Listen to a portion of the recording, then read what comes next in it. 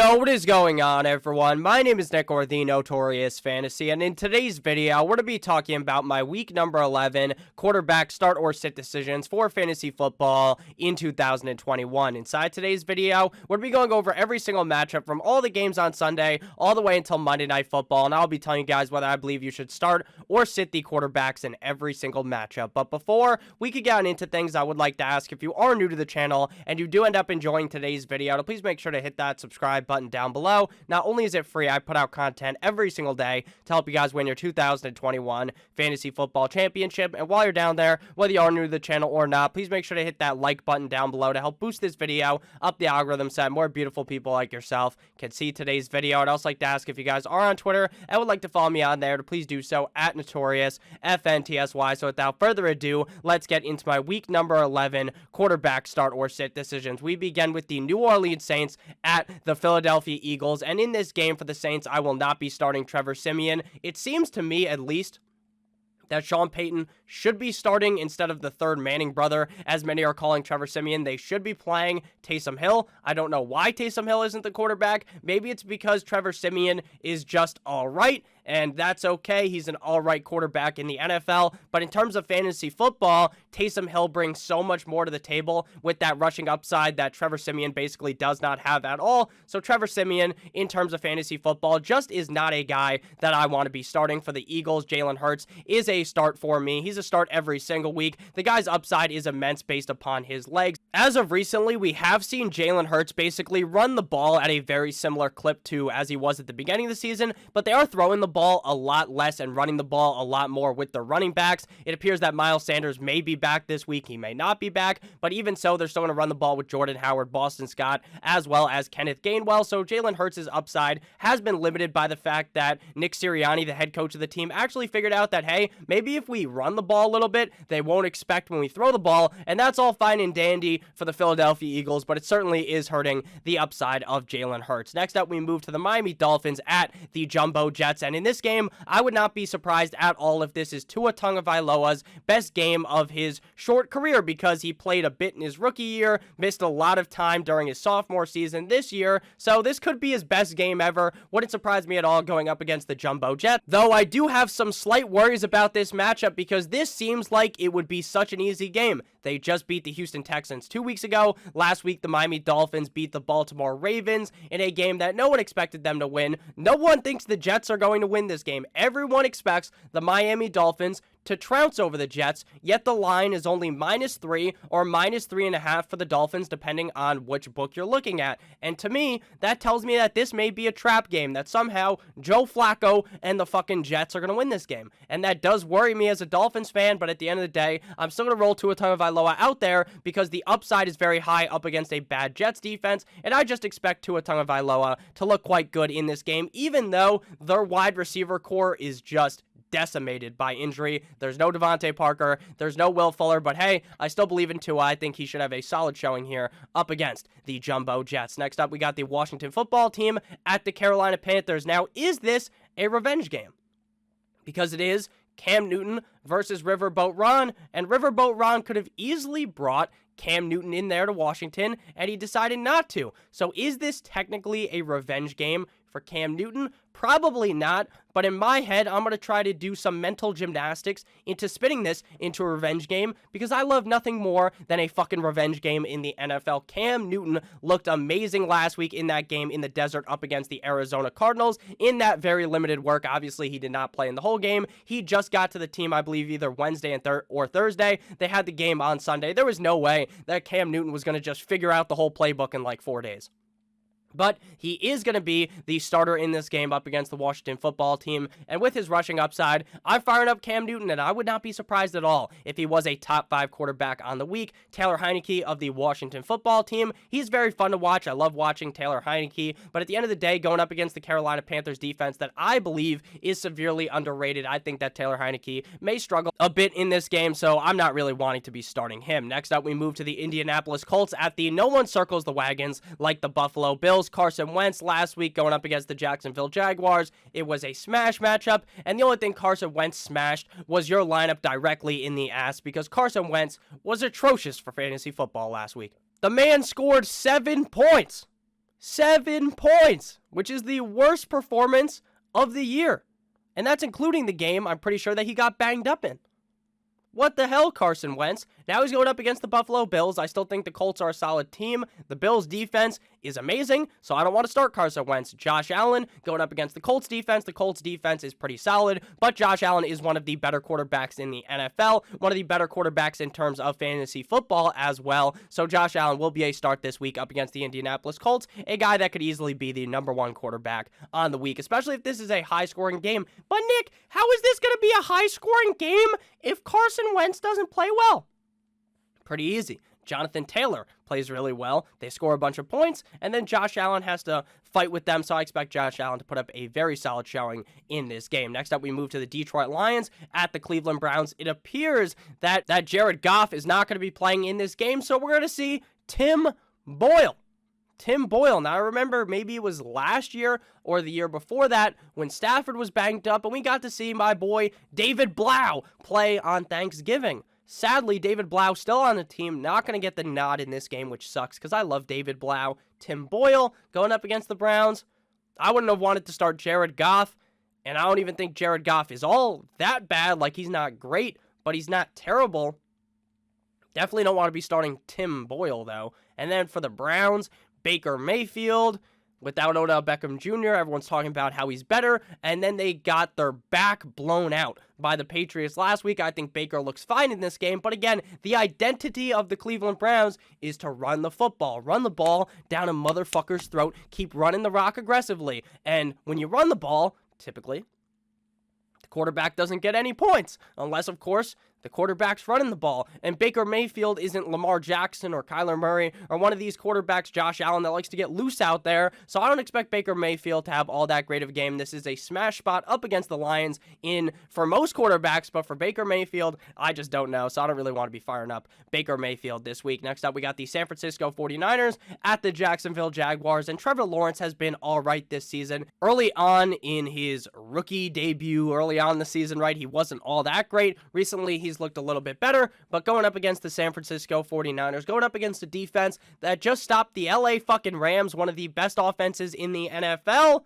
that worries me. So definitely don't want anything to do with Trevor Lawrence, Jimmy Guap, Jimmy G-Spot, Jimmy Pornstar, Jimmy Garoppolo, quarterback of the 49ers. I'm going to be starting him, but he is one of those guys where it's basically the bottom of the barrel start. Like, you're reaching all the way down to the deep depths of the waiver wire to play someone, or you're down bad due to injury at the quarterback position, because there's a lot worse quarterbacks than Jimmy Garoppolo, but Jimmy Garoppolo is like the least exciting fantasy quarterback there is, because you know at any point in the game they might just yank him out and throw Trey Lance in. You also know the fact that they like to run the ball a lot. Now, obviously, Elijah Mitchell is not playing, so maybe that does pivot them to try to pass the ball a little bit more, but Kyle Shanahan, as you know, he can use any running back and turn them into fucking prime Adrian Peterson. So I think that Jimmy Garoppolo is worthy of a start, but not a guy that I'm overwhelmingly excited about. Next up, we got the Houston Texans at the LA Titans. The Titans defense has looked so good as of recently. At the beginning of the season, that defense was a complete and utter fucking unmitigated disaster. It was a dumpster fire, but as of recently, instead of being a dumpster fire, they've caught fire, but in the positive way. Meaning they've been on fire, like they've been really good, and that's great. So going up against the Texans, Tyrod Taylor, he is going to struggle immensely. Ryan Tannehill, they are going to be without, obviously, Derrick Henry going forward, so they have been trying to throw the ball a little bit more. Sure, Julio Jones isn't there, but A.J. Brown is just fine. I think Ryan Tannehill should be able to be just fine up against the Houston Texans defense. But before we pivot into the next game, I would like to ask, if you have ended up enjoying thus far, to please make sure to hit that subscribe button down below, because not only is it free, I put out this content every single day to help you guys win your 2021 Fantasy Football Championship. Make sure you hit that subscribe or that like button as well. I would appreciate it a ton. I love you guys all so much. So next up, we move to the Green Bay Packers, the Cheeseheads, versus the Minnesota Vikings in It's Cold Like Minnesota. Aaron Rodgers, Mr. Discount Double Check, versus Kirk Cousins, Mr. You Like That. Kirk Cousins, I like him in this game. You like that? I like that. Going up against the Packers, I believe this could be a high-scoring game. Last week, the Packers versus the Seattle Seahawks were like two snails racing. It was like the tortoise versus the hare, but it's just the tortoise. All right, I understand they both. I actually think the tortoise wins in that comparison, but you get what I'm saying. Just some slow sailing, right? Like old people fucking, just a real slow thing. And I believe that this week is not going to be that. I think the Packers are going to play up against the Vikings. They're going to get excited, and they're going to play big here. I think this is going to be a high-scoring game. I like Kirk Cousins. I like Aaron Rodgers. Aaron Rodgers obviously didn't play great last week up against Seattle. It was snowing, coming off the COVID. I think he plays just fine here up against the Minnesota Vikings. I think Kirk Cousins looks good because I do believe this is going to be a high-scoring game leading to a pass-heavy game script, so I'm very interested in this matchup. Next up, we move to the Baltimore Ravens at the Chicago Bears. Lamar Jackson versus Justin Fields. This could be a fun game maybe next year when they fire Matt Nagy's dumbass. I mean, Justin Fields has looked a lot better as of recent, but he hasn't really looked like a fantasy-relevant quarterback. But, Nick, the Ravens just lost to the Dolphins. Doesn't that mean that the Bears have a chance? Probably not. Right? They just lost to the Dolphins. They're going to be angry. Lamar played not so hot last week. I think Lamar dominates in this game up against the Bears. The Bears are going to be without Khalil Mack, I believe. Things aren't going to look too great for the Chicago Bears in this game. I think Lamar Jackson has a great performance coming off of a terrible performance up against the Dolphins. Again, Justin Fields, I like him as a quarterback, but in terms for fantasy football, they don't have Allen Robinson this week. Things just don't look too great for Justin Fields, especially the fact that Matt Nagy is just such a fucking idiot. I just don't think you can really trust Justin Fields. Next up, we move to the Cincinnati Bengals at the Las Vegas Raiders. In this game, I like Joey B as well as Derek Carr. This is a very interesting game because I honestly don't think that either of these teams, at least in my head, are substantially better than the other. Like, I wouldn't be surprised at all if the Raiders won, wouldn't be surprised at all if the Bengals won. These are two very interesting teams. Derek Carr didn't look all that good last week up against the Kansas City Chiefs, but that's honestly because all of the momentum shifted when Deshaun Jackson went the opposite fucking direction. Instead of just, walking into the end zone, he just turns around, fucking hands the ball to the Chiefs. Then it goes from being a close game, and then it just turns into a blowout. So, I don't know. The Bengals, they've looked good, then they lose to the Jets, then they don't look good, and they look all right. I don't know. This is a very interesting game. This could be a very high-scoring game, so I like Joe Burrow as well as Mr. Derek Carr. Next up, we move to the Arizona Cardinals at the Seattle Seahawks. Now, Russell Wilson, I will list him as a start. I think I listed him as a start last week, but I told you guys that I was very nervous because, hey, this game, he might still be banged up. And while the game was in the snow, some people will be like, oh, it was all the snow. I think that he was still clearly not 100%. I don't think he's going to be 100% in this game, but I think he's going to be closer to 100% than he was last week. So I don't love Russell Wilson. Maybe the fact that it was cold, maybe the fact that it was snowing did affect Russell Wilson. And maybe I am under kind of discussing the fact that, oh, it was snowing and it was cold. Maybe that does actually affect him. I'm not sure. But I do think this week he will look a little bit better. I am still not 100% on, oh shit, you need to fire up Russell Wilson. Hoorah! He's not a guy that I'd really rank inside the top 5. I think he does have top 5 upside, but I am very nervous about that injury. So he's listed as a start, but I don't feel very comfortable doing it if I had Russell Wilson on my team and then I had another serviceable quarterback.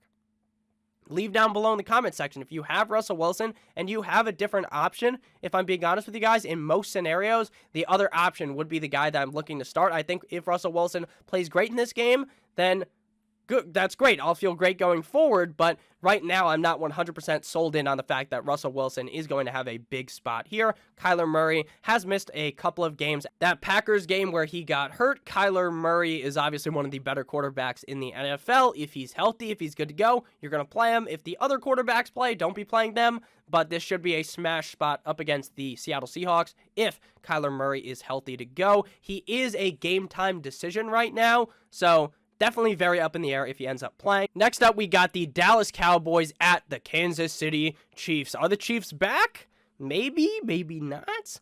Jackson Mahomes wasn't at the game, so maybe that was it. You know, everyone likes to blame Jackson Mahomes, his brother, so maybe that was it. I don't know. Pat Mahomes up against the Cowboys. This on paper screams points. Screams. You know how there's that song, Hallelujah, it's raining men. This game screams Hallelujah, it's raining fucking points. Like, this is going to be a slug fest. 50-50 type of game, some crazy score. And with that said, since I said, oh, this is going to be a slugfest, an amazingly high-scoring game, something that makes your pants a little bit wet with that sticky stuff, because, oh, man, what a great game. Like the Rams versus the Chiefs from all those years ago when I was a sophomore in college. That was crazy.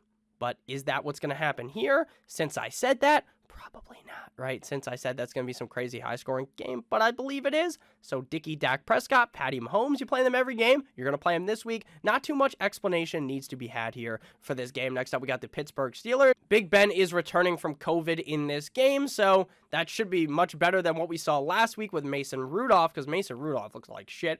Going up against the Chargers, though, I don't like Big Ben. I mean, the Chargers' defense is soft as fuck against the run, but Big Ben, you know, he's the quarterback. He doesn't run the ball, so I don't love Big Ben in this game for the Chargers. Justin Herbert, the pervert, is going to be a start in this game. I think, honestly, Justin Herbert has been a bit of a disappointment this season, coming from such a great rookie year. Now, does that mean, oh, Nick, are you saying that Justin Herbert's a fucking bust? You idiot! He's not a bust, he's so good!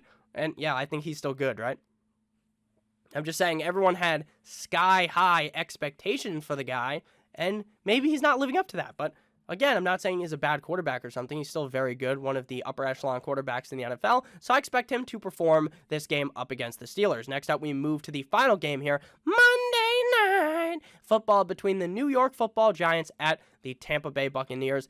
Daniel Jones is the most confusing fantasy quarterback ever, because when you put him in, you understand the risk that this man is putting on your roster, that this guy could throw 3 picks in this game, have 2 fumbles, and completely bend your fantasy team over the table. But then you could also see that, oh, maybe then there's the game where he strikes the iron hot, right? And he throws 3 touchdowns, runs in a touchdown, runs for 100 yards. It has this humongous slate-breaking game up against the Bucs defense that hasn't been all that great this year. I still don't really trust it.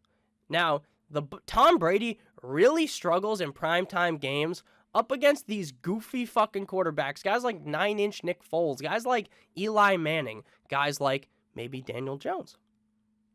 So, it wouldn't surprise me if the Giants somehow won this game, but I don't want to start Daniel Jones up against the Bucs defense. Tampa Bay, Tom Brady. Realistically, he should carve these motherfuckers up like a Thanksgiving turkey, but will it actually happen this week? I'm not too sure, but Tom Brady will be listed as a start for me. So thank you guys all so much for watching today's video. If you did end up enjoying, please make sure to hit that subscribe button down below, as well as hitting that like button. I would appreciate it a ton. I love you guys all so much. Hope you have a great rest of your guys' day, and as always, good boy.